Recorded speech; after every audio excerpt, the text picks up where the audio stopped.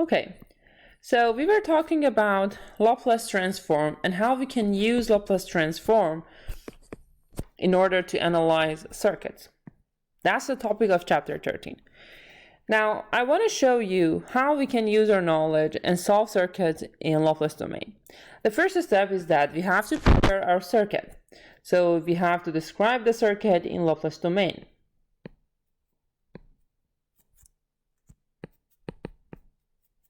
Prepare the circuit for Laplace domain. The next step is that you have to solve for the voltage or the current that you are interested in. So the second step is solving in Laplace domain. The next step after solving in Laplace domain is that if it's needed, you have to use PFE to find the partial fractions of your original fraction or your response. And finally, the last step is that you have to apply Laplace inverse to your partial fractions and describe your response in time domain. So the last step is going to be finding your response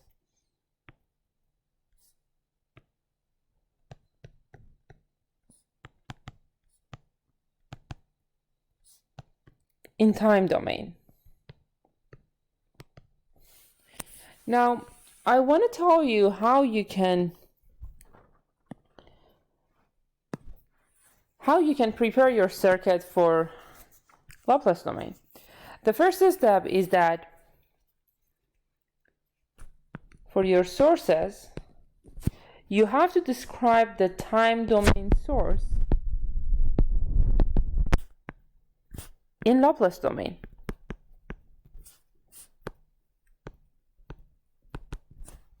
For example, if you have 2 u of t for your voltage source, then you have to describe this as 2 over s instead of 2 u of t.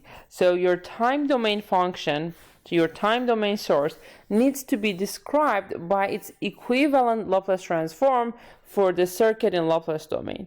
And then the next step for preparing the circuit is that instead of inductors and capacitors, you have to use their equivalent circuit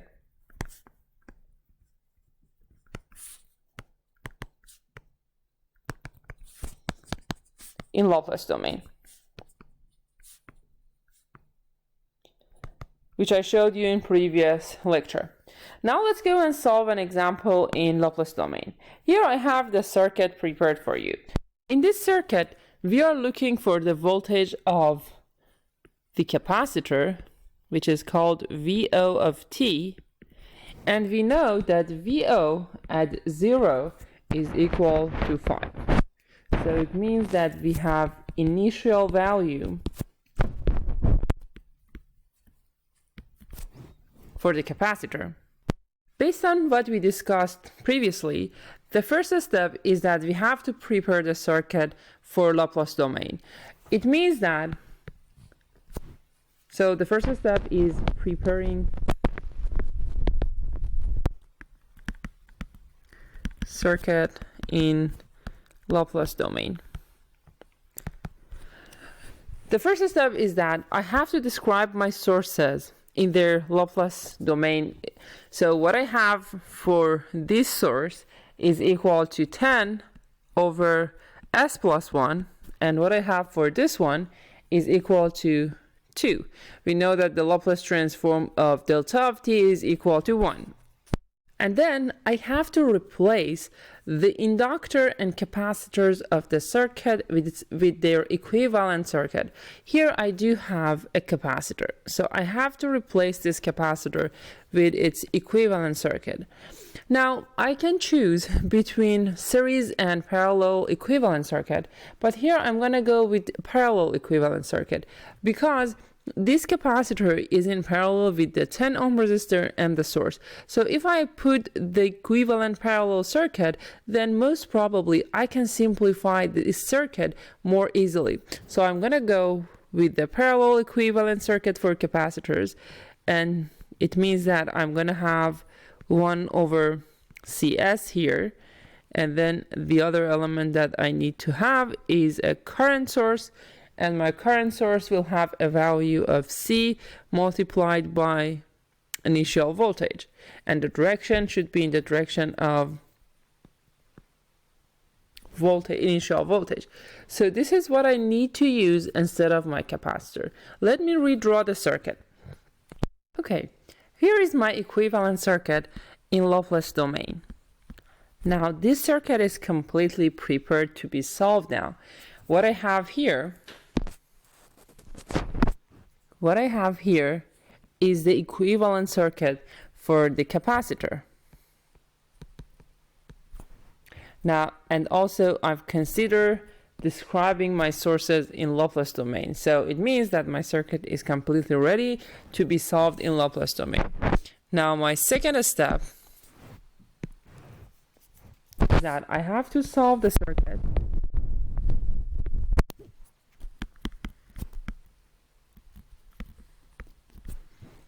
in Laplace domain. So in order to solve the circuit in Laplace domain, I can choose any method that I know from 211. So I can go with nodal analysis, I can go with mesh analysis, I can use source transformation, whatever that can be helpful for this particular circuit. I'm gonna go with nodal analysis because I'm looking for the voltage here at this node, which is equal to what I'm looking for. I'm looking for VO, and the voltage of this node is also VO. So I'm gonna go with nodal analysis here. Okay, so starting from the current of this element that I have here, so starting the current of this one, what I have is VO minus 10 over S plus 1 divided by 10. The current of this element is going to be VO divided by 10. The current of the capacitor is going to be VO divided by 10 over S. And then finally, I have two current that are entering my node. So this current and this current are entering the node. So because they are entering, I have to use negative. So it's going to be minus 0.5 minus 2 equal to 0. So as you can see, here I have my KCL equation. And this KCL equation helps me to solve for VO in Laplace domain. So here I have my third step. I have to solve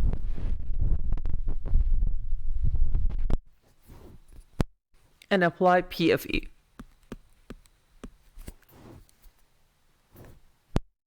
Okay, let me go back and solve first. So here, if I factor VO, then I'm gonna have 1 over 10 plus another 1 over 10 here from this term, and the next one is going to be S over 10. And what I have because of this term here is going to be minus 1 over S plus 1. And I have these two, minus 2.5 equal to 0. So I'm going to continue the solution on the next slide. So my equation simplifies to VO multiplied by 0.2 plus 0.1 S equal to 2.5 plus 1 over S plus 1. So here it simplifies to, if I bring them to common denominator, I'm going to have S plus 1 in denominator, and then 2.5 S plus 3.5 in numerator. And same Same thing here on this side. So it means that VO for me is equal to S plus 1 here, then 0.2 plus 0.1 S, and in numerator I'm going to have 2.5 S plus 3.5. Now I prefer to simplify this a little bit more. I'm going to multiply both numerator and denominator by 10, so I'm going to have 25S plus 35, and in denominator I'm going to have S plus 1 multiplied by S plus 2. So this is my VO of S. This is my solution in Laplace domain. Now I need to apply PFE into this fraction. What I have is two distinct roots, so it means that I need two partial fractions. One of them with the denominator equal to S plus 1, and the second one with the denominator equal to S plus 2, and I have to solve for A and B. In order to solve for A, I have to multiply VO of S by the denominator of the partial fraction. I'm looking for its numerator, which is S plus 1, and then evaluate what I have here at S equal to minus 1, which is the root of this factor. So it's going to be, if I multiply my VO of S, which is this one, by S plus 1, then this term will disappear, and what I'm going to have is 25S plus 35 divided by S plus 2 at minus 1. And if I plug minus 1 into this fraction, I'm going to have minus 25 plus 35, which is going to be 10,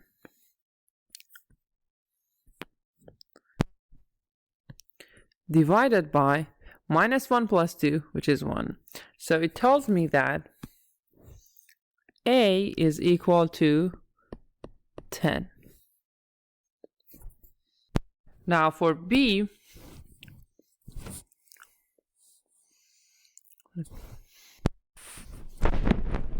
I have to multiply my VO of S, this time by S plus 2, is the denominator of the second factor, partial fraction, and then I have to evaluate what I have at minus 2.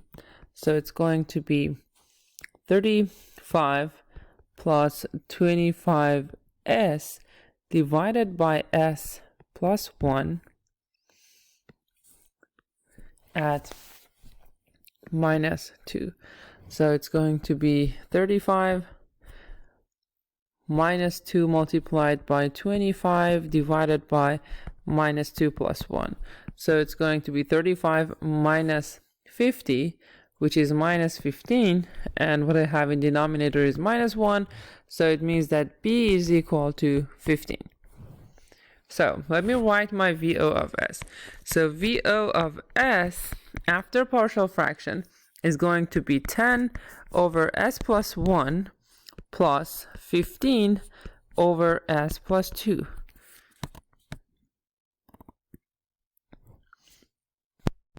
Now let's go to the last step.